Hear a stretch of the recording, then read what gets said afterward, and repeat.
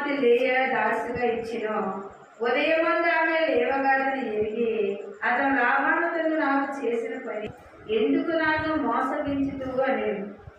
అందుకు లాభాను పెద్దదాని కంటే ముందుగా చిన్నదానికి ఇచ్చుట మా దేశము మర్యాద కాదు. ఈమె ఒక్క వారము సంపూర్ణమై చేయినా నీవింకా 7 సంవత్సరాలు నాకు కొలువు చేయని ఎడలా అందుకే ఆమె కూడా నీకు ఇచ్చిద్దరని చెప్పాను. హల్లెలూయా హల్లెలూయా. ఎంతో శ్రేష్టకరమైన మాట ప్రియులారా. మరి వాగ్దానం చేశారు కాబట్టి ఆ యొక్క సంపూర్ణ దినాలు గడిపినట్లు మనం చూస్తున్నాం. ఏమిటి అని మనం చూస్తే ప్రియులారా వాక్యం సెలవిస్తుంది. అలాగే 30 అధ్యాయం అది వచ్చిన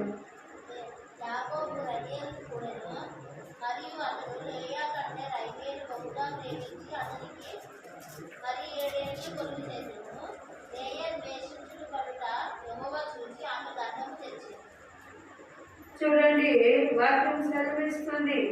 రాహేలు అని నేను యాకోబుని పిలిచి కనుకోవడం చూసి తన అక్కడ నుండి యాకోబు తన గర్భఫలము మేము లేని ఎడల నేను చచ్చిపోదును. యాకోబు యాకోబు ఆ రాహేలు మీద రగులు కనుక అతడు నేను నీకు గర్భఫలము ఇయ్యగా పోయినా దేవుడి ప్రతిగాను నున్నవాడా అనెను. అందుకు ఆమె నా దాసి అయిన జిరవ ఉంది కదా ఆమెతో పో, ఆమె నా కొరకు పిల్లల కనునని మరొకసారిగా ప్రేమించాను కాబట్టి మరి నా యొక్క జబ్బు కండ్ల దానికంటే నా యొక్క పరిస్థితి దేవుడు నన్ను చిన్న చూపు చూశాను అంటుందంట. ఎవరు? రాహేలు గురించి యాకోబు అంటున్నాడు, నేను నా చేతిలో పని కాదు కదా అది. దేవుడు నీ గర్భం తెలిస్తే నేను వద్దంటానా? నువ్వంటే నాకు ఎంత ఇష్టమో తెలీదా అంటున్నాడంట. 31వ అధ్యాయం మనం చూస్తే ప్రియులారా, లాబాను కుమారుడు తన తండ్రి కలిగినది యావత్తు యాకోబు తీసుకొని తన తండ్రియే కలిగిన దానివల్ల యావది ఆస్తి సంపాదించి చెప్పుకున్న మాట యాకోబు వినెను. చూడండి మామగారు బామ్మద్దులు అందరూ కూర్చున్నారంట. యాకోబు ఏమో గొర్రెలు కాస్త వెళ్ళిపోయాడు. యాకోబు భార్యలు పిల్లలు ఇళ్ళల్లో ఉన్నాడు. యాకోబు రావడం మామ చూడలేదంట. వాళ్ళందరూ కూర్చొని అనుకున్నారంట, ఎరా బాబు మన 2 ఆడపిల్లలు యాకోబుకి ఇచ్చేసాము, యాకోబు ఇక్కడ మీరు శుభ్రంగా చూడండి. ఎందుకనంటే యాకోబు గారు ఒకవేళ మన ఇంట్లో చెడిపోయారు అనుకోండి మనకు ఆస్తులు ఏమి ఉండవు, యాకోబుతో దేవుడు వెళ్ళిపోతాడు అని మామగారు వారి బామ్మగారు కొడుకులు చెబుతున్నారు. ఆ మాట ఎవరన్నారు? యాకోబు విన్నాడు. యాకోబు బాధ కలిగింది.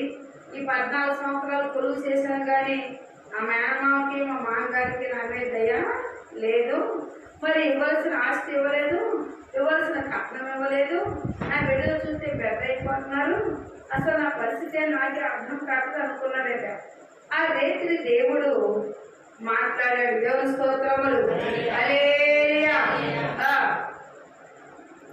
నీ పెద్దల దేశమునకు నీ బంధువుల యొద్దకు తిరిగి వెళ్ళము, నేను నీకు తోడై ఉంటాను.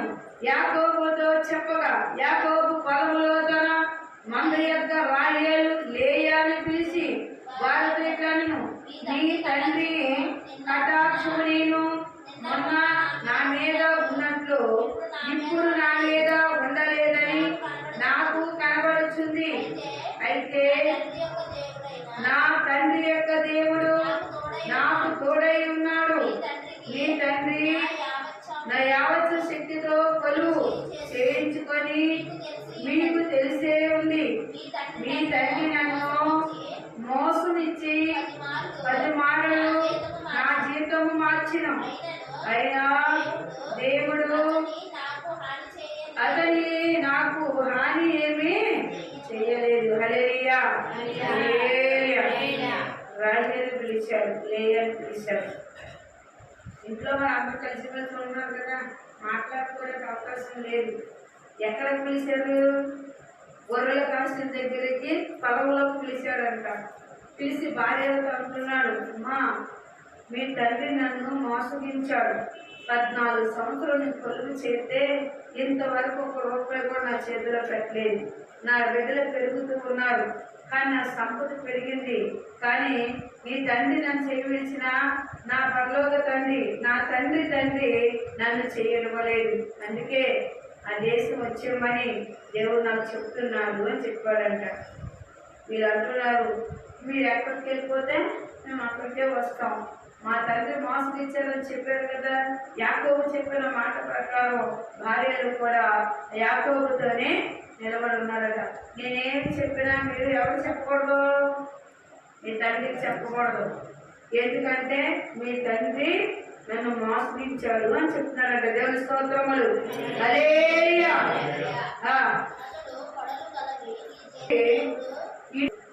యాకోబు అంటే ఒక పందెం కాశాడంట. ఎలాంటి పందెము? మరి వీళ్ళు మాటలు విన్నారు కదా. దేవుడు చెప్పాడంట, యాకోబు ఆస్తి నేను ఇస్తాను, మీ మామ నీకు ఇవ్వరు అని చెప్పాడంట. ఎలా ఇస్తాను అంటే, మీ మామగారి దగ్గరికి వెళ్ళి గొర్రెల్లోని సాగలవి బట్టలవి నావని చెప్పు అన్నాడు. అని చెప్పంటే, మరి నేనేం చేస్తాను నీకు తెలుసా అంటే, నేను చేయగలిగిన పని నీకు చెబుతాను విను. అన్నిటిలోనూ నువ్వు నీటి అనగా బావి దగ్గరికి తోలిగిరా, తొట్టిల్లో నీళ్లు పోయి, ఈత జువ్వలను పోయి, 2 చీల్చు.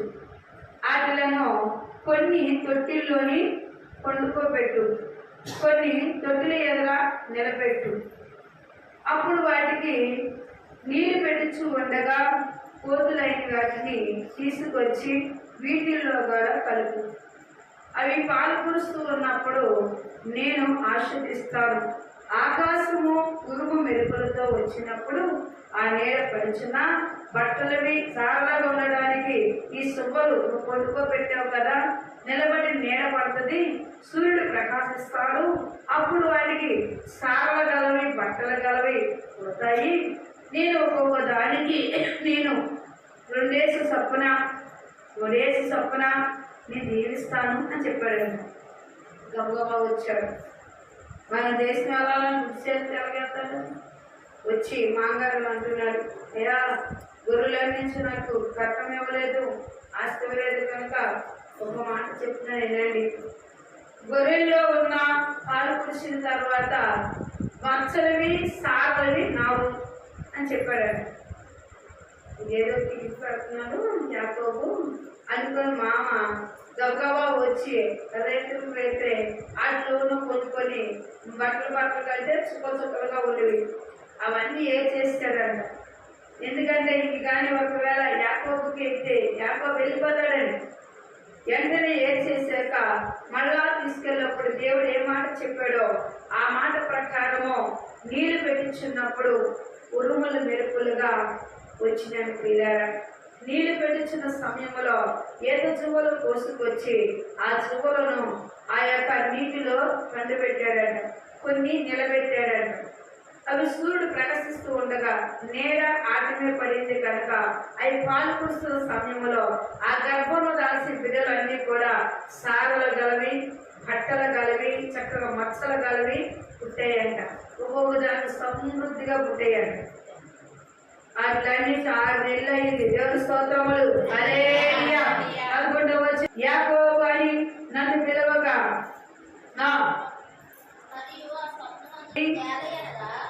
లాభాను నీకు చేయది యావదస్తు సూచితివి. నీవెక్కడ స్తంభాల మీద నూనె పోచిదువో అక్కడ నాకు మొక్కబడి దేవుడు నేనే. ఇప్పుడు నీవు లేచి ఈ దేశము నుండి బయలుదేరి నువ్వు పుట్టిన దేశము తిరిగి వెళ్ళమని. హల్లెలూయా, హల్లెలూయా. మామగారు అనుకున్నాడంట, భలే పుట్టే పిల్లలు పుట్టే చాలా పుట్టాను, 6 నెలలు అయిపోయినాడు. అయినా మన నుండి వేరే చేయట్లేదు. దేవుడు చెప్పాడు, ఇక మామగారు నీకేం ఆస్తి ఇవ్వడం. వీళ్ళు రైతులే బట్టలు గట్ట సర్దిశారట.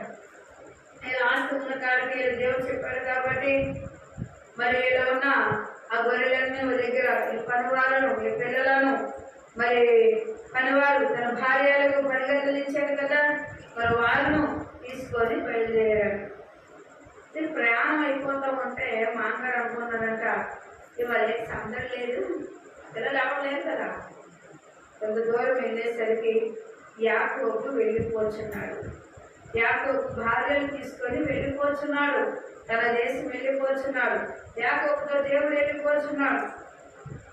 తన మామగారికి ఉన్న మంద కంటే యాకోబు మందే బాగా విస్తారంగా దీవించబడిందంట. హల్లెలూయా హల్లెలూయా చదివిస్తూ ఉంది. మరి ఇక్కడ మనం చూసినట్లయితే ఆ దేవుడు చెప్పిన మాట ప్రకారం యాకోబు నడిచాడు కనుక, యాకోబు వాగ్దానం ప్రకారంగా దేవుడు దీవించాడు కనుక, ఏ దేశం నుంచి వచ్చుచున్నప్పుడు ఆయన వచ్చినప్పుడు రాయ తరగరగా పెట్టుకున్నాడో, నూనె పోసాడో, మళ్ళా తిరిగి వెళ్ళు, నువ్వు అక్కడికే ప్రయాణం చేయని దేవుడు చెప్పినట్టు తన భార్యలకు చెప్తున్నాడట. వెంటనే ప్రయాణం అయ్యారు. ప్రయాణమై వెళుచున్నారు. 11వ వచనం, నీవెక్కడ సంభవం మీద నూనె పోసిదువో అక్కడ నాకు మొక్కుబడి చేసిదువో ఆ దేవుడు నేనే. ఇప్పుడు నీవు లేచి ఆ దేశము నుంచి బయలుదేరి నీవు పుట్టిన దేశము తిరిగి వెళ్ళమని నాతో చెప్పెను. అందుకు రాహేలు, లేయా, ఇంకా మా తండ్రి మాట మాకు పాలు పంపు లెక్కింపవి, అతను మమ్మలను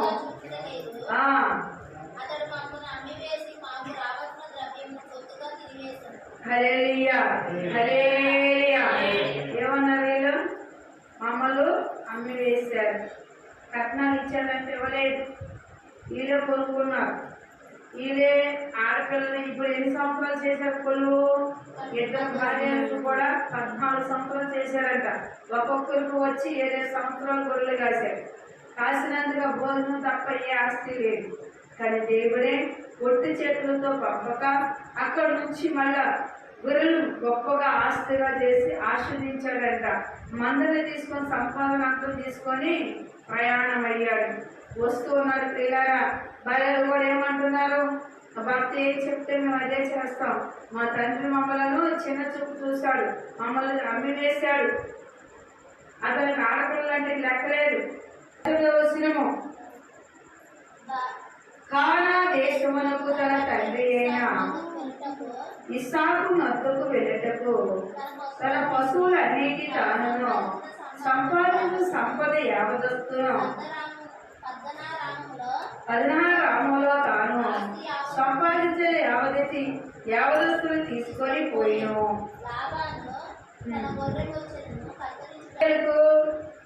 మరి ఇక్కడ మనం చూస్తే యాకోబు ఎవరి పిల్లల పెళ్లి చేసుకున్నాడని చూస్తే దేవుడు ఎవరి పిల్లలు కాదు, అర్థం చేసుకోండి. మేనమామే కానీ దేవుడు నమ్ముకున్నావు కాబట్టి నా బిడ్డ నీకు ఇచ్చేస్తాను, ఇచ్చేశాడు. కానీ ఇక్కడ రాహేలుకి ఎవరంటే ఇష్టమో? తండ్రి ఎత్తు ఉన్న గృహదేవత అంటే ఇష్టం. వెళతా ఉండగా ఆ బొమ్మను తెచ్చి ఇలా వీళ్ళు సామాను సర్దుకున్న దాంట్లో బొమ్మ పెట్టుకున్నాను.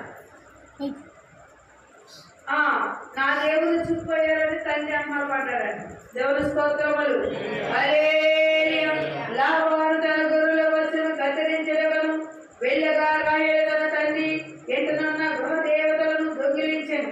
యాకోబు తాను పారిపోతున్నాడని స్త్రీ వాడే లాభాన్ని తెలుసుకొనగా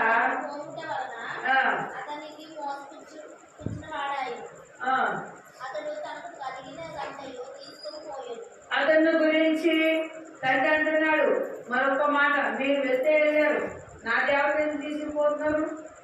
మీ దేవుడు మీకు ఉన్నాడు కదా, మా దేవతను తీసుకెళ్ళిపోతున్నారు. అమ్మలాగా ఒకసారి ఆలోచించండి, మీ తండ్రి దేవత ఎందుకు తీసుకుపోతున్నారు అడిగాడు. రాహేలు దొంగిలించడమే కాదు, మరి అందుకే రాహేలు కొన్ని దినాల పాటు గర్భాన్ని దేవుడు తెరవల. ఎందుకు తెరవలేదంటే మోసం ఉంది అక్కడ. ఈ కుమార్తె అది తీసుకురావడమే కాదు, రాహేలు అంటే పిల్లరా ఏం చేసిందని మనం చూస్తే వాక్యం సెలవిస్తుంది. ఆ కుమార్తె అంట ఆ యొక్క బొమ్మను దాయడం కోసము తండ్రి తగుతమాడిందట. తండ్రి బాండు దూరమయ్యాను అందంట. సరే తల్లి, నేనేం చూడకూడదు. కానీ రాహేలు ఏం చేసింది? ఆ బొమ్మను తీసుకొని వెళ్ళింది. దేవునికి మరి పాపమా కాదా? దేవతలంటే దేవుడికి పాపం కదా? విగ్రహాలు పోతున్నది కదా. మరొకసారి జ్ఞాపకం ఓనదని మోసగించును అతడు తనకు కలిగిందంతా తీసుకొని పోతున్నాడని అయితే ఏమి విధంగా ఉండాలి. తండ్రికి ఏముంది? ఇప్పుడు 3 దినాలు అయిపోయింది, ఈ పిల్లలు ఎంత దొంగతనం చేశారు, నా యొక్క దేవతను తీసుకెళ్ళిపోయారు, యాకోబు ఈ పని చేయొచ్చని బంధువుల్లో తీసుకొని వెళ్ళాడంట. నీ కావాలంటే నెట్టుకొని అన్నారంటే యాకోబు. నెతకక అక్కడ ఎందుకు దొరకనివ్వలేదంటే రాహేలు దొంగతనం చేసింది కాబట్టి తండ్రి బొమ్మను ఇవ్వడానికి ఇష్టపడలేదు. మరి రాహేలు గురించి మనం చూస్తే ప్రియులారా, ఎవరు ఎరగలేదు అంటే యెహోవా ఎరగలేదు. ఆవిడ హృదయంలో తండ్రి యొక్క దేవత ఉంది. తన అందుకు ఇష్టమైన వాక్యము దేవుడు దీవించును గాక.